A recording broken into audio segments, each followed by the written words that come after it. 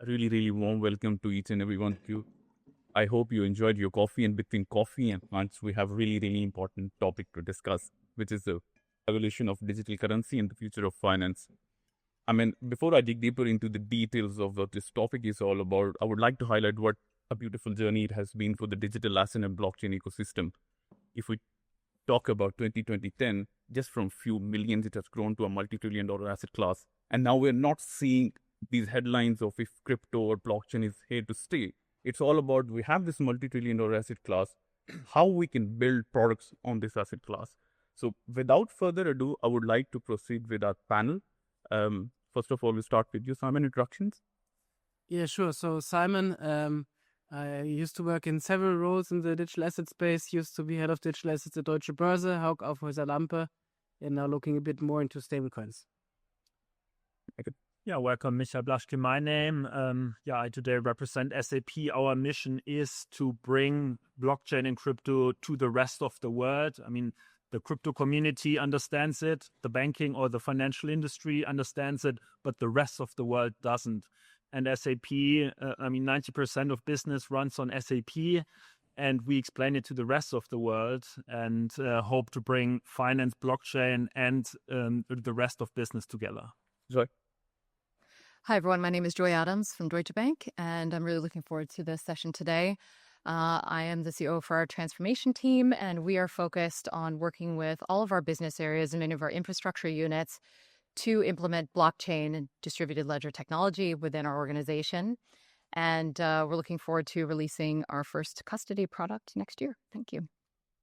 Thank you. My name is Francesco Roda. I work for Citi. I'm a risk manager in the services businesses, focusing on digital assets and other innovation of that kind.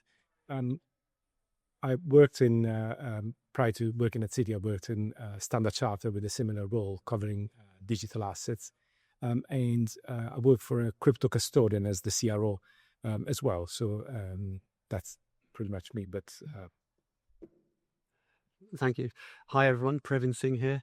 I'm acting as board advisor to GDF at the moment. I'm here under my capacity as a practitioner in this space for about the last 8 years. I spent 8 years as head of digital assets at Credit Suisse. In that time, I've worked with participants across the street, peer banks, regulators, and fintechs, basically. Really excited to be here. My overall career has been around 30 years long, which sounds strange when I say it out loud. Always worked for investment banks in that time. So Morgan Stanley, Goldman Sachs, Deutsche Bank, and Credit Suisse. So lovely to be here. Looking forward to sharing views with you. I guess echoing the same thoughts, my name's Ray Dillett, Head of Financial Institutions in Europe for Bitwise. So we are one of the leading pure play digital asset managers. So solely focused on actually giving investors regulated access to digital assets. Quite similar to the panel as well, I've spent a lot of my career in traditional finance, so the Deutsche, Amundi, PGIM, and also within the government at GCHQ, where I first came across digital assets. Thank you so much for the introduction. Trey, I would like to start with you. Being one of the early movers in the digital asset and crypto ecosystem, what has changed in the last few years? We talk a lot about institutional involvement and all that, but being crypto, what has changed in the last few years? Digital asset ecosystem overall, but more specifically digital asset management ecosystem. What we've seen is an absolute change in mood music. So I think from the issuance of the US ETFs back in January last year to the Trump administration coming in, a very proactive, crypto positive sort of environment, we've really seen institutions looking at this and really just driving forward and yearning for regulatory clarity so that they can A, adopt, but B, get exposure to this asset class. And everybody across the aisle, from retail, and this is a retail-led sort of asset class initially, to institutions adopting where it's either adopt or be disrupted. And then from an investment perspective, how do we get regulated exposure to this asset class, understanding there are not a lot of nuanced risks. And Joy, you just mentioned custody. That's a prime point of risk that's hopefully getting overcome. And Ray, all these big names that have entered the digital asset space, specifically asset management in the recent year, do you see them as more like competition, or do you see that they're adding value to the ecosystem and growing the crypto asset management ecosystem overall? 100% added value in every way, shape, or form. The more people that effectively start understanding this isn't some nuanced technology that sits in the corner as a hobbyist sort of element. This is pervasive of every single sector and industry. And I think this is the blind spot at the moment that people are starting to wake up to. If you start looking at the mega trends out there, and Pravin and I were chatting about this morning, whether it is AI, energy, great wealth transfer, digitization of cash and stablecoins, sitting at the nexus of all of this are crypto blockchains that are securing. When you start understanding this, then you start realizing actually just how important this is and how transformative this is going to be. And Joy, I have a question for you. Sitting within a massive institutional framework, there are different key areas of growth for sure. People talk about real world asset tokenization. They talk about the stablecoin market and the growth that it has seen.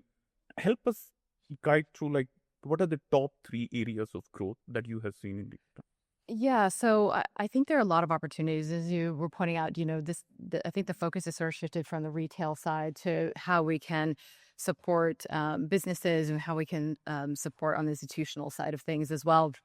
And for those of you who are maybe coming from the retail side, or maybe who are not, working in an investment bank, think about a situation where you might be running like a big multinational company. You have vendors around the world, you have maybe branches around the world, different languages, different regulations, different needs. And you're thinking about how can you make those transactions faster, better, and smoother. We have opportunities now when it comes to things like wholesale CBDCs. So that's basically thinking about the tokenized fiat, stablecoins. So basically cryptocurrencies that are backed by a currency or some other asset, or tokenized deposits. So basically taking bank deposits and tokenizing them. And that's important because using smart contracts, we can think about how to program this money. How can we ensure that if there's a payment cutoff time, that you're not impacted by that in the way that you are now? How can we think about things like, the regulatory space, and being able to integrate that on top of it. And then once you add in the opportunities around AI, there are really big opportunities there because we can do checks, we can make things faster, and that's a benefit to all parties. And Francesco, risk management is something that has been under the spotlight when we talk about crypto. Just help us understand how secure is today's crypto ecosystem as compared to what it was about like a decade ago?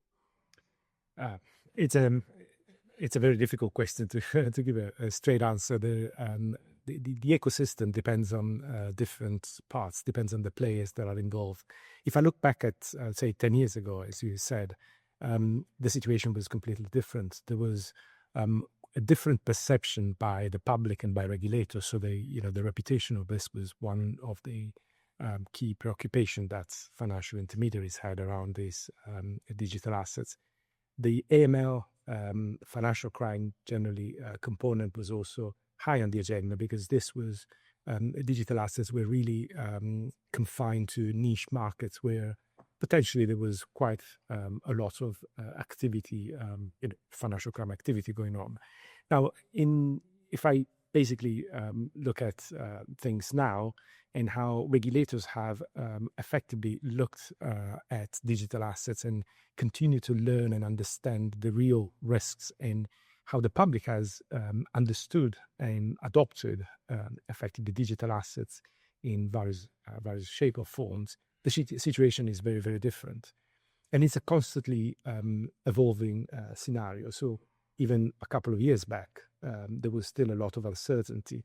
But I guess, as you would mention, the new administration in the US has brought some clarity and a different, I would say, rules around digital assets. MiCA in Europe has introduced some very important pieces of legislation around digital assets. The the BCBS with the prudential treatment of crypto assets, again, has provided very, very good, robust guidance. In all of these regulations, actually, look at effectively mitigating or trying to effectively reduce the risk that these assets expose markets and the public to. So the understanding, I'd say, and the evolution of the thinking around digital assets has been quite significant. For risk managers, of course, this implies constant change and constant evolution of our framework and our way of approaching this. And how are these big institutions, Francesco, are adopting these risk management frameworks? Is it simple, or is it quite difficult to integrate in their existing frameworks?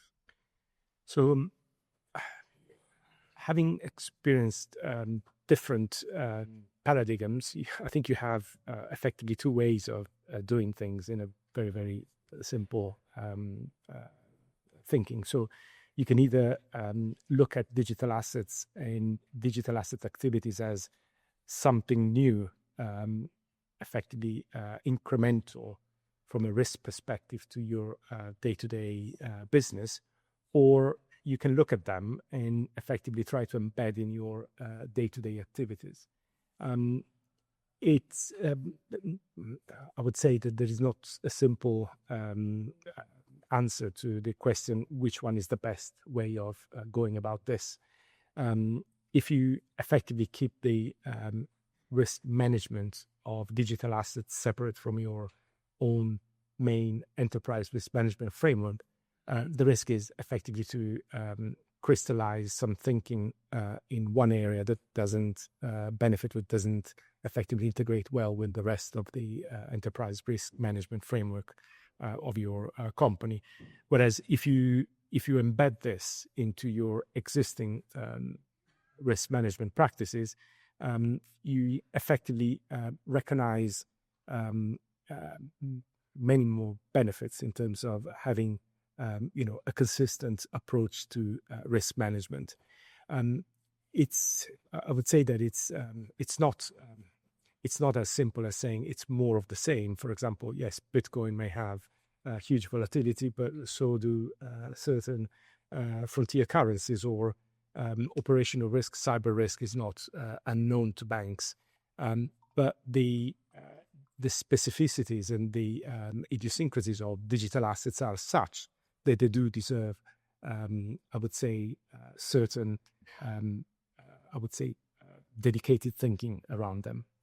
And Praveen, you want to add something? Well, yeah, I just wanted to add on, because I think just on that risk point, I spent 6 years in cybersecurity before coming to the digital assets space. And I think that it's a good opportunity and a good reminder that, as new technologies come in, that's always a really good time to say, hey, look, new things are coming in, but let's also think about, the controls that we already have in place. Because oftentimes I hear things like, oh, well, this happened and it's because of the blockchain. And it's like, no, it's not, because it has nothing to do with blockchain. It's, you look at like FTX, for example, it's like it's like fraud, and there were not controls in place, or there's a man in the middle attack. These things are already happening. So I think that it's also a really good opportunity, at this stage to say, look, new things are happening, but let's also tighten up what we've got now. 100%. Just on that point, actually, I'll just develop that further.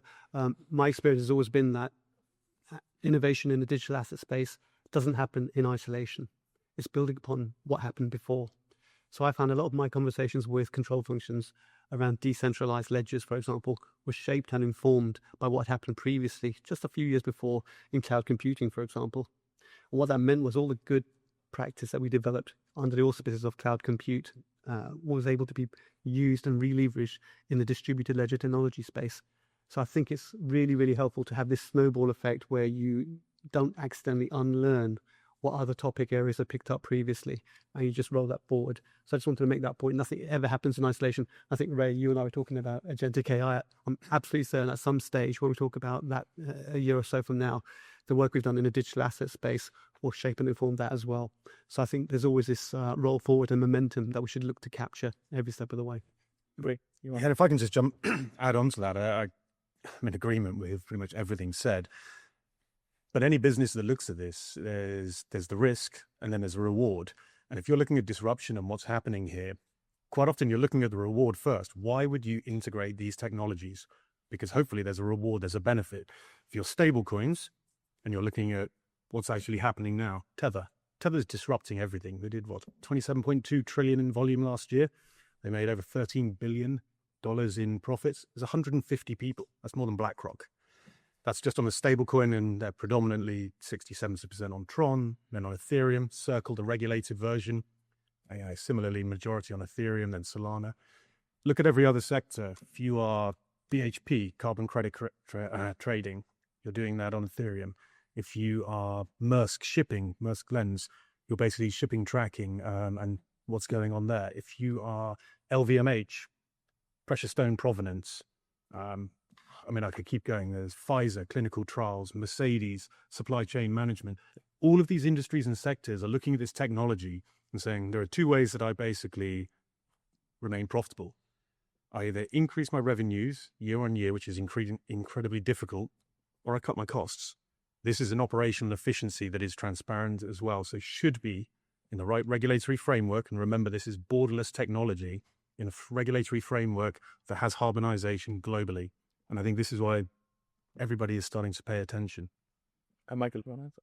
Yeah, to add on this, I mean, I agree. The reward is the reason we are here for on the retail side and the institutional side. But on the institutional side, the risk is the big question mark. And maybe I can give an example from a Swiss banking client of ours who is currently modernizing its global finance function. And when a bank modernizes its finance function, risk and risk management and risk controlling is like a key component. And we haven't found the answer yet, but we keep.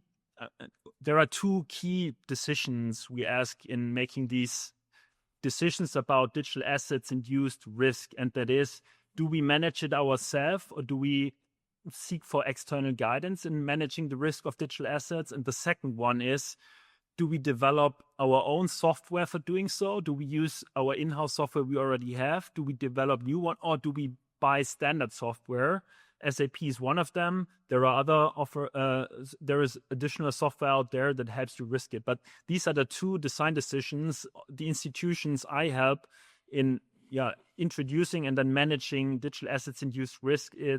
Do I do it on my own entirely, or do I look for external advice? And which software do I actually use to manage it? So probably this brings it down to a more operational level of how to then ultimately deal with the risk induced by digital assets.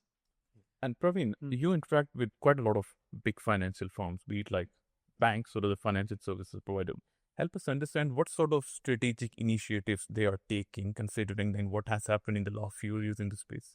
Sure, thank you, Bilal. Yeah, we look at it in two very simple ways. Something's either generating revenue or it's helping to reduce costs. Those are two simple, high-level ways to look at it.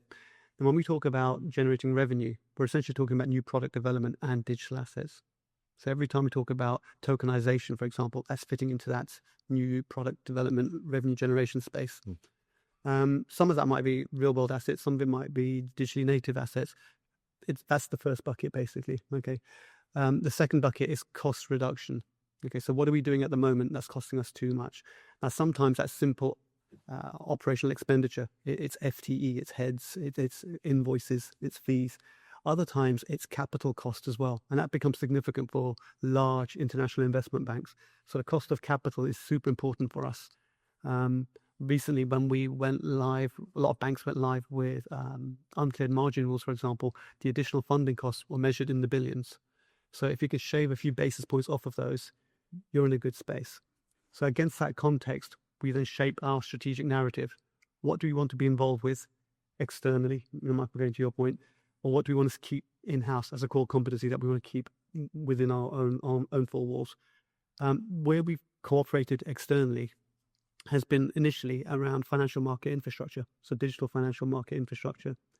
So we've taken positions, Series A, Series B investment positions in wholesale bank-to-bank payment systems, for example. We've used settlement systems for large value collateral transfers, which some of the speakers later on this afternoon will talk about as well.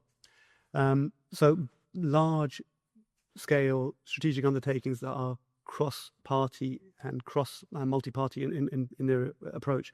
So DLT is a team sport. People call it network effect. And what I mean by that is the additional users joining a network aren't twice as useful or 3 times as useful. They're 2 squared or 3 squared. So the value of that network gets really big, really quickly. So everything we've done in this space, Bilal, has been around trying to capture network effect and get as many participants around the table as possible for commercial reasons. So whether that's FMIs, financial market infrastructure, or new products, we've gone for those sorts of initiatives. So I mentioned payment systems as one way of doing it, wholesale bank-to-bank payment systems, not stablecoins. I've mentioned collateral transfers. We've also experimented with peer-to-peer settlement of equities, disintermediating traditional financial market infrastructure. So those are some examples of FMI plays, as it were. In terms of digital asset plays, we focused on the stuff that's hard to do at the moment in current state. So we've done a lot of work around tokenization of funds, which are very linear in their processing, very fragmented, so a lot of pain points. We've tried to address those fragmented those pain points that are coming along when it comes to fund management and fund issuance. So that's one of the areas we focus in on. And the other area is opaque, illiquid, private market securities. So we focused in on those areas strategically. Perhaps instructively, we haven't gone after highly automated vanilla products as of yet. We don't believe that it's worth disrupting things within the bank that are working reasonably well at the moment. So if you've got 99% straight-through processing rate in US cash equities, for example, you might want to leave that one alone. If you've got low latency FX happening at 300 milliseconds, you might want to leave that alone and not put it near public Ethereum, which takes 8 minutes to validate a block. So we've stayed away from that and gone for where the pain points are today. I would maybe catch up on this. I would like to demystify an urban myth of blockchain that we have discussed as well here in this round and in this room. When we started, and I did this myself as well, in like 2017, first projects, large institutions, Siemens, KfW, Continental, large corporates. We said everything will be cheaper and faster. So we made blockchain use cases a cost efficiency case. Guess what? Blockchain will not be a cost efficiency case for any existing industrial system next 5 years. Pretty sure. I can guarantee you that. I tried last 7-8 years. I'm pretty sure it won't be next 5 years. Does this mean that it doesn't make sense to do this kind of projects? For sure not, because the case is a completely different one.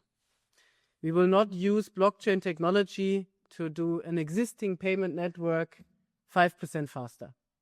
It's not the idea and also not the approach of any kind of blockchain or distributed ledger. We will not make trade finance go shipping like 1 hour faster or 10 euro cheaper. It's not the case of blockchain technology. And if you have a project running in your company right now that aims to replace an existing system exactly as it is with blockchain technology to make it cheaper or faster, please leave it. We tried the last 8 years, it doesn't work. So what do you do instead? The actual disruptive motive of a decentralized technology is exactly that you don't run it as is in a centralized system. So you have to kind of change the structure. And we did capital market transaction last couple of years fully regulated, including securities, funds, whatsoever. Everything completely on chain, even public after some years of trying to do it on private chains because you try to protect your business. The thing is, if you want to change something, the market structure has to change. So if you have the same system, same mechanism, same processes as is, and you put them on a blockchain, doesn't make it better. Yeah. Guess what? It's no big surprise. But it enables completely new businesses and models that you haven't had thought of before. And this is how, by the way, any kind of disruptive technology is disrupting existing industries and technologies. The digital photo was not the very same as the physical photo, just in a file format. It completely changed the way how we treat photos and how we make photos, how often, how much, etc. It was not just make photos cheaper. Think about how today photos are being commercialized. At most, that's social media. What does this has to do with the printer of Kodak back 20 years ago? Nothing. So this is how we have to think of business models for the industry. And I can give like 2 or 3 examples how this can be done for the existing industry. And we did already some projects around this. If you have the payment side, we talked about it, stablecoins, relevance, practical use cases, and already disrupting existing business models. And you take a car and payment of cars, especially trucks. Trucks right now have in the payment side a fraud rate of 5%. When I heard this, I was really amazed. We did this project with Daimler, so Mercedes. And they said, like, we have a 5% fraud rate because we use cards for charging or fueling the trucks. The drivers get cards that you can use at the fueling station. And what do? They fuel their own car. That's the reason for 5% fraud rate. Very simple, not complex. So what is changing if you let the car or the truck actually pay itself? So we put a wallet on the operating unit of the truck, and it received money, and it could pay for its fuel or load. And now think one step ahead.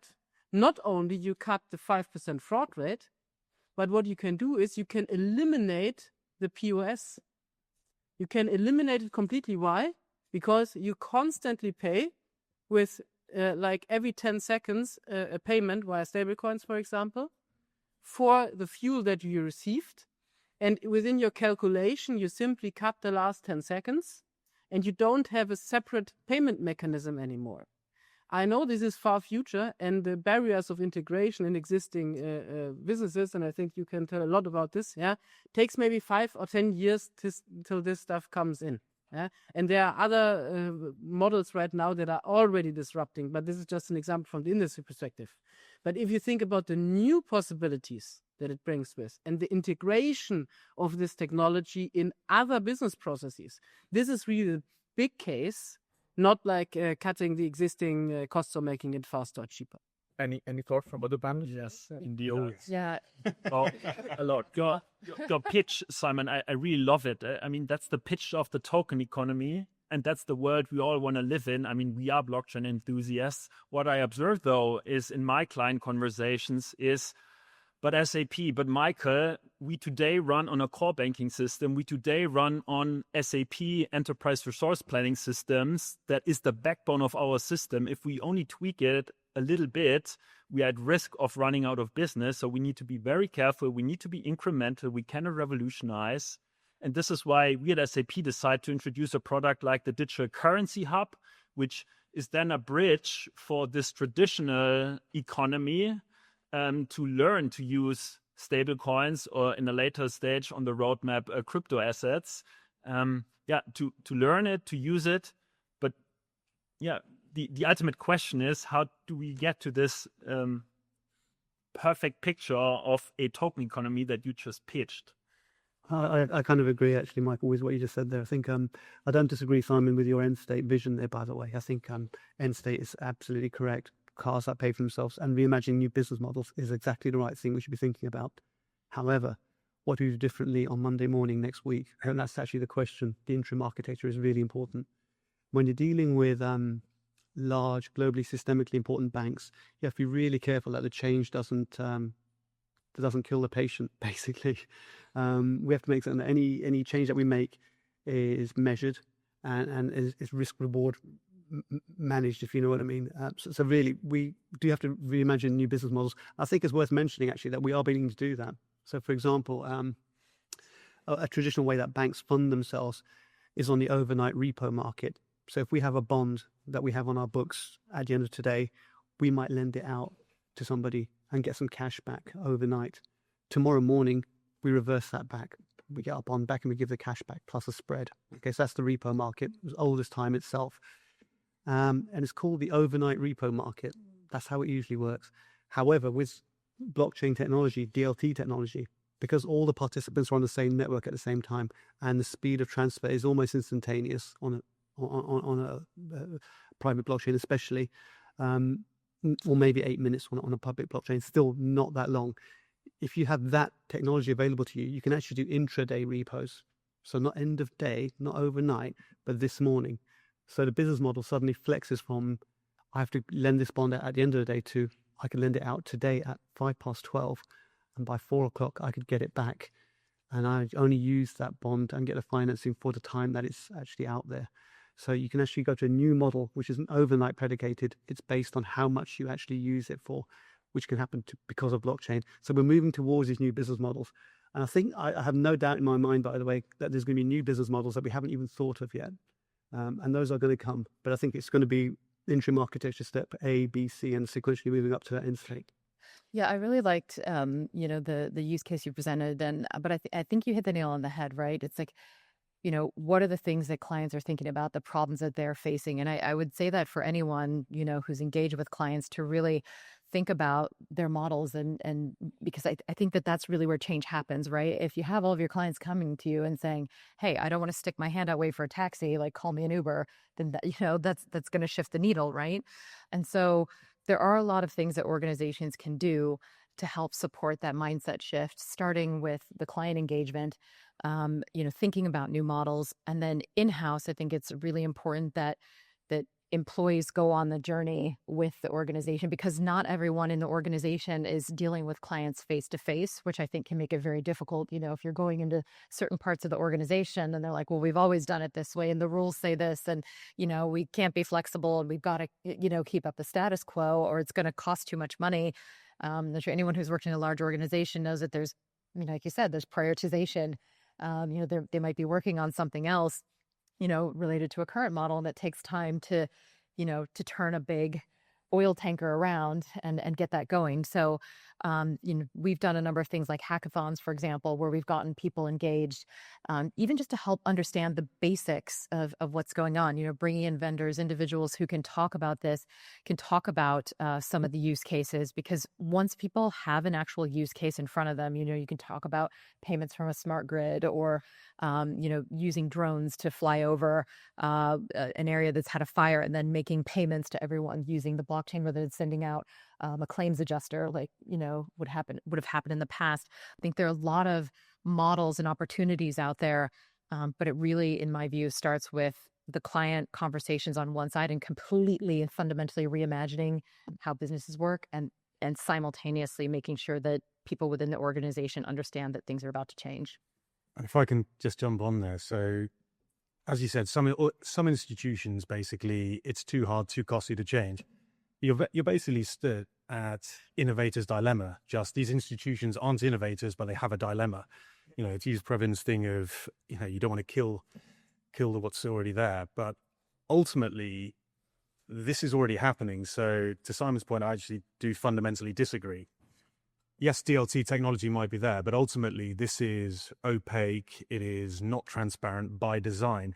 Yet as we've already seen with Circle, with Tether and stablecoins, they have dominated the market already. The horse is gone. It's bolted. So trying to get stablecoins that are within a regulatory framework is great, but you are almost too slow. For the repo market, it might be better from stable bonds. For Biddle fund, for example, money market funds, you are saving 20 basis points yield on the carry. You are basically saving money, cost efficiencies. For remittances, almost instantaneous settlement for almost nothing. Stablecoins don't make money from basically the transactions. The blockchains make a small amount. They make their money from effectively putting it into treasuries. Thank you for the 4 or 5%. And Bitcoin. Thank you very much for the capital appreciation that comes in there. And ultimately, this is how you are disrupting and disintermediating. And right now, the regulators, quite rightly, are taking their time. They're being thoughtful, but they need to put the guardrails in and a very progressive framework to work with institutions, or the patients will die because they will be disrupted and disintermediated. And for example, as we're seeing in the US, but even more so in Europe, if you don't, let's say stablecoins, pass on the yield to the customer, all you are doing is effectively funding the corporates and not at the detriment for the customer. surely that is against actually the premise of what regulators should be doing. You should be protecting the customer and giving them effectively the fair reward.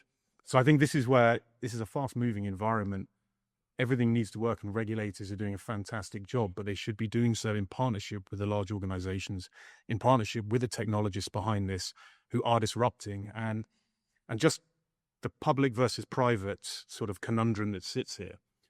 If you're looking at public blockchains that are transparent, that are borderless, there's a reason why BlackRock is using Ethereum, Aberdeen for their money market fund, Ethereum, Hedera, and Algorand, UBS for their tokenization of real-world assets, Lazar. People are using these because, do I want to bring on, I don't know, if I'm BlackRock with, I'm making up numbers, but 20,000 employees, do I want to add another 500 or 1,000 to do validation of transactions to stop hacking risks? Or do I just put this onto a public blockchain and it's transparent? Fantastic. This is a cost saving, it's an efficiency saving, and I make money because I can generate yield.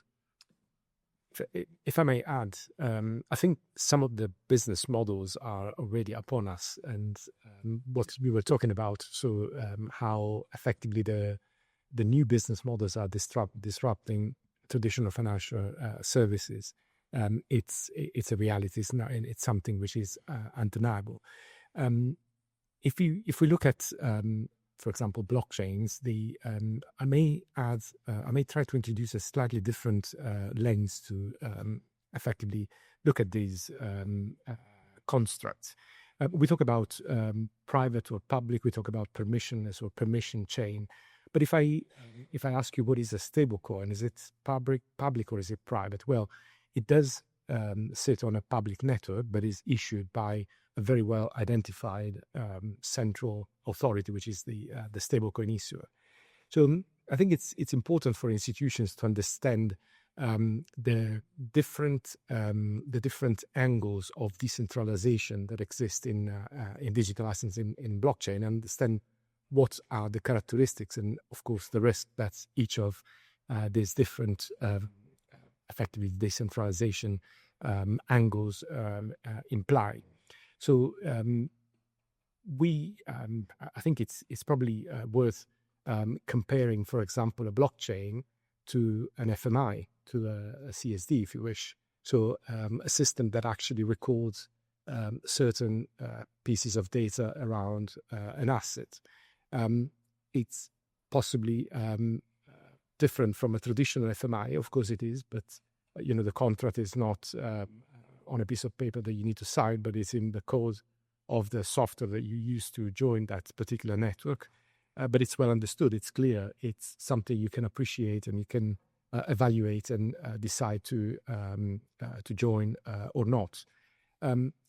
Some other elements, the less clear-cut construct on the blockchain, for example, a stablecoin or a layer 2 protocol, which is sponsored by an institution, are slightly on the border, because you need to understand the permissionless side of it and the permissioned side of it as well. But I wouldn't say that effectively these innovations, these new models, business models are effectively already being used by the public, and more will become popular.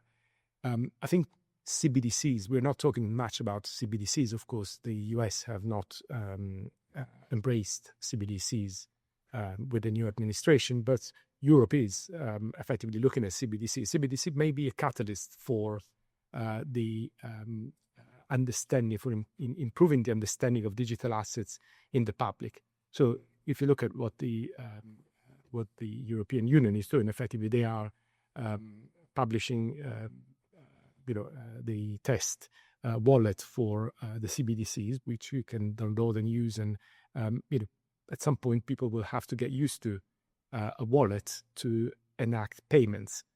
And once that is a reality, I don't think it's going to take long for stablecoin to become the next item on their phone. So I think there are definitely endless opportunities within the space, and we'll keep discussing these as well. But I want you to shed some light on the stablecoin market. I mean, it has been an astonishing journey if we look at the data, like in 2020, Tether was like a couple of $1 billion in market cap. Circle was a few $100 million. Now Circle is above $60 billion. Tether is above 150. And the overall market cap has crossed $250 billion. So Simon, in the broader stablecoin growth story, where are we standing now and what's the future? And other panelists can shed some light on it as well. Yeah, so what we see is that we have actually something that is being used already by people in the broad society. And you mentioned that some cases are not used yet. That's correct, but for our hemisphere only. And so this is something that we have to take care of because we are looking at world trading and the usage of financial products worldwide overall. And we very often have a very narrow perspective of where are financial products being used by whom. If you go to Argentina and you want to receive physical US dollar, today already most of them will accept USDT, Tether. So you just switch USDT against US dollar. We don't switch Argentinian peso anymore against US dollar. And we have a lot of countries that don't have the stability and welfare of the financial system that we enjoy here in Europe, in the US, or in parts of Asia. And this means this is the small percentage worldwide of people who are already using stablecoins as of today for their daily life. For them, a US dollar is a much more stable store of value, even though you have unregulated products where the treasury is not completely transparent as with regulated products, all taken. But guys, we are talking about treasury products here for top-notch tier 1 financial institutions. Nice to have. Nice to have. The reason why still these institutions today make these kind of volumes is because you have to aggregate via secured central parties. And that's exactly what I meant before. This structure will change. And this has an effect on every larger financial institution in this room. Because your business is at stake. Because ultimately, where does the money come from that we use? And I used to work for very large financial institutions like Commerzbank, Deutsche Börse. You can look it up, like the comparison of existing models trying to replace a CSD. I did that. You can look up the 7th project at Deutsche Börse. I kicked this off. This will be the new backbone of Clearstream, the largest CSD in Europe. All good now, but they move to a central system, so you won't have the structural change. The thing is, financial products, as we know it, are there because we need aggregation on large counterparties as a risk mitigator because we don't have other mechanisms. The money itself is still coming from individual resources. And if these individual resources start to shift the products they use, the financial institution will notice it, but far too late because their business is gone. I'm going to make another example that makes it very feasible how you will lose debt business. Debt business right now is working on aggregation. BMW is issuing a 1.3 billion debt instrument, and it uses this debt instrument for refinancing production of, let's say, 100,000 BMW Model 3. So if you issue like a single security that is refinancing an individual car, you take out risk because you know the production core values of this car, you know where is it produced, how much does it cost, which parts are being involved, what are the parts costs. You can build a financial product of that on top with a financing curve, and you can refinance it via single issuance. And then you have 100,000 single issuances, and you can much more specifically invest, bundle it, and also, for example, sell it more directly to the retailer. And then your large debt instrument is gone, and your market making is gone, and your CSD is gone. All of that is gone. Yeah, some years later, I agree. Yeah. So, but the thing is, if we want to look at where it's being used already, just not in front of our eyes. There are tons of possibilities to use it in front of our eyes if it's being regulated. And there will be new products, not existing ones replacing existing ones. There will be new products replacing existing ones. And you have the large ton of systems where you're sitting on a bunch of legacy and telling, I can't change the legacy because it's a legacy. Yeah, okay, but you don't have the volume anymore on the legacy. Yeah, and to exemplify your point, what Simon just outlined is exactly the reason that we at SAP opted for stablecoins in our digital currency hub. If you look at its roadmap, it's a set of stablecoins that we implement first. It's not cryptocurrencies, it's not CBDCs, where they are available in the first place at all. It's not meme coins, no, it's stable coins, because they are being used, as outlined by Simon, by consumers in emerging economies for very good and understandable reasons. But it's also businesses being primarily convinced by stable coins. So just to underscore increase the stress you actually put on all of us, it's stable coins being used, and that's the reason why we at SAP focus on bringing as many stable coins as possible in our digital currency hub in the first place, and only then move on to digital currencies and CBDCs. Yeah, before we run out of time, I want all of you to highlight the top 3 areas within your space that you feel the growth is in the next few years, and we'll start with you, Ray. Top 3. I think the stablecoin element is critical, as we've seen, just because you're banking the unbanked. Exactly as Simon said, you've got effectively the retail who were earning $100 a month suddenly are able, if they have a phone, to be banked, to pay remittances, to be part of the financial system. They weren't before. This will continue. And those in, basically, the developed world, they will have to catch up, and institutions will need to have the framework to converge. Tokenization of real world assets. Everybody's been, hearing the buzzwords that are around this. This will take time, but ultimately it is happening, and it will happen because, again, it's a massive efficiency play. If you, let's say, wanted to tokenize a hotel, historically you would go to 10 LPs, let's say 10 million each for simplicity. It's very opaque. It's very illiquid. Well, let's say, what's the price discovery? What's the transparency? You could look at occupancy rates on a public or on a blockchain. As soon as they are updated, much better price discovery. Let's say you wanted to get out, you wanted a secondary market. If you tokenize this, tokenization, fractionalization, securitization, it's kind of the same. You effectively could tokenize to give it to 1,000 people. If you're on a secondary market, you're a large asset manager, you could offer it to your entire client base, and you could sit in the middle and actually market make. To Simon's point, there is an opportunity there, and it is vast. And then the last one, I think, it's the AI element. And I think here people are starting to see AI cannot step into the real world. It is on chain. So people are looking at agentic AI. They're looking at trading models, things around this. Well, they need to stay on chain. They need wallets. And effectively, these need to be built on blockchains. They need to be secured with cryptography on crypto blockchains. And ultimately, this is going to be an exponential growth as people start seeing, well, I don't want one. I don't want 10. Maybe I want 100 or 1,000 of these models running at far faster sort of rates and giving far better price discovery and transparency. And I know, Brennan, you were talking about this morning. I don't know if you want to. No, thank you. Yeah, I will actually. I'll just develop that point. I agree with your points around stable coins, by the way. I think digital assets need digital money. Okay, that's a no-brainer. What flavor that digital money takes remains to be seen. I don't think it's crypto for the use cases we're talking about for wholesale banking. CBDCs aren't there yet, so stablecoins are in that space at the moment. So I think there will be an increase in the use of stablecoins over the next year or so. Going back to your point, Bilal, your question. However, I think it will hit a ceiling. When you're talking about institutional users like banks, a single repo trade might be 500 million euros, and you might do 5 or 6 of those in any given evening. So the size of the balance sheet of the issuer becomes quite important. Your stablecoin issuer, whilst it might be fine for retail, might be right for small, medium-sized enterprises, it's going to hit a ceiling when it comes to investment banks, basically.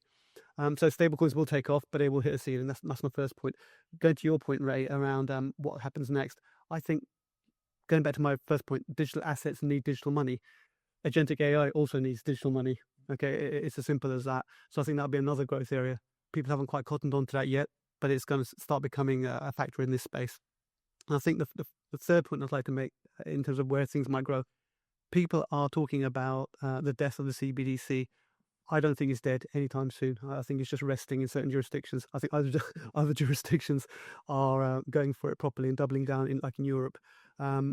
And I think it muddies the water to talk about CBDCs as one monolithic thing. Let me just get it out there. There's wholesale CBDCs and there's retail CBDCs. And when people get worried about privacy, for example, and controlling usage, that's probably more applicable to retail. However, on the wholesale side, bank to bank, we are used to being observed. We are used to being known in the marketplace. So we really don't mind if a wholesale CBDC is observed. In fact, it's probably one less thing for us to worry about in terms of reg reporting. So I still think that CBDCs are on the table, maybe not in the US, but certainly in the rest of the world. Francesco?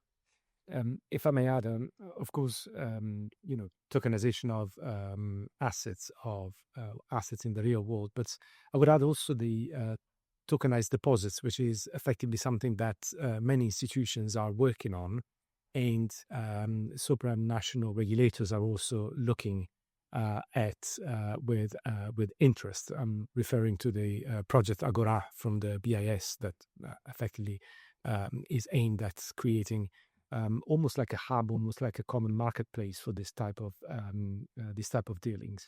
I would also add, as a third point of interest, the sheer interaction between the new players and the traditional financial markets. I think, in a way, the understanding of the different roles is still something that is ongoing. So it needs to be understood what each of the two players have to do. What are the proper function that each one should play, and that's true also with CBDCs. So what is the role of the state vis-a-vis the role of commercial banks? They have to partner to be able to enact and enable a CBDC. Yeah, so agentic AI, I think, is one, and being able to give digital agents a wallet of their own to be able to make decisions, so to speak. I also just wanted to go back to that wholesale CDBC piece, because the U.S. hasn't said that they're not interested in wholesale CDBC. And in fact, the Federal Reserve is part of Project Agora. There are 7 major central banks that are part of that. So the U.S. has basically said no to the retail CDBC, but not the wholesale. And I also think stablecoins, that's going to be a really big topic as well. When we're on to PayPal, they have their own stablecoin on the retail side. And I think a lot of organizations are looking into that and how they build their strategy. Yeah, so to add my 2 predictions, number 1 is the real economy. So with software vendors worldwide, adopting their business model, adding their product portfolios for the digital asset space, we will observe continued emergence of digital assets and currencies products into the real economy.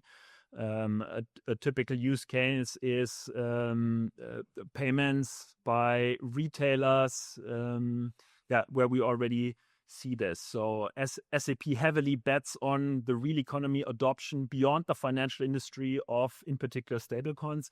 And number 2, it's a total win of stablecoins over CBDCs worldwide. That is because of US banks now teaming up to start joint stablecoin ventures, and number 2, the 180 pivot by the US governance and the SEC in regulating stablecoins and inviting stablecoins over CBDCs. So my 3 picks are distributed digital identities. Second, financially autonomous agents and machines. And third and foremost, I share the view, of course, stablecoins. Now, before we leave, just briefly, which regions do you guys think are taking a lead in providing that environment to digital asset companies, be it like startups or established ones, to help them grow? Which regions are taking a lead? We'll start with you, Simon. South America. The US with the policy pivot. I'd probably say the US as well. But I was going to jump in and say, I think every region, they have their own interests. And I think some of the differentiation you see is based on what's actually of interest to that location. And I concur with Joy entirely. So different regions have different interests. So in Europe, you have MICA. The Middle East is very active on, attracting digital businesses, but also is the Asian. So are many Asian regions. I mean, think about Singapore, but also Hong Kong. They have quite good regulatory regimes for digital assets. And of course, the US now is one of the most receptive countries with the new administration. Right. Yeah, just very quickly, I think looking at the broad swathe of digital assets, I'd say that the EU with MiCA has put a good case forward for regulation in a good way. I think if you come to the single topic of payments and digital currencies, I think the US is probably about to come storming ahead with the Stable Act and the Genius Act. But that is very much a single topic. It's not all digital assets, it's just currencies. Yeah, and I would say US to agree with my counterparts, but also Switzerland. I think they've been certainly in Europe and the EEA a big driver there. And if I was going to do just one fourth prediction, it's just to throw it in as a bonus one. I think it's global strategic reserve asset becoming Bitcoin across the gambit. I think everybody is going to start looking and adopting as a lowly correlated diversifying asset. And I think it's happening. And I think we're going to see that run away very, very soon. Very stable. Anyone want to shed some light on strategic reserves? Or We're seeing it certainly from Bitwise at nation state. You've got the US saying strategic reserve asset. We're seeing it in different other sovereigns, sovereign wealth funds, pension funds, asset managers. I think the volatility is something to be managed. I don't think you can never say never, but I think so long as people are going into this, managers of the reserve in particular, are going into this knowing there might be 300%, 400% volatility, it may be what they want to do. But I think going to your point, Ray, it's some institutions, some managers may think that's okay. So it might well happen. Yeah, sizing. It's got a correlation of about 0.04 to treasuries currently. It's in the de-dollarization, the Bitcoin bond sort of thing. It's a nice additive diversifier. 60-40 portfolio, I think a 1% allocation gives you just north of 200 basis points outperformance. If you're a multi-asset portfolio manager, 200 basis points is a very hard task to do. It's also worth remembering what is the strategic reserve. It's not the entire balance sheet of the central bank. It's a very specific thing. We're not talking about the Bancor of Keynes here or Bitcoin becoming the Bancor that Keynes proposed. So it's a completely different story, I would say. Joy, you want to add something? No, I was just going to make a similar point about the volatility piece. So On that note, thank you so much for your time. It was a great discussion. And thanks everyone for staying with us.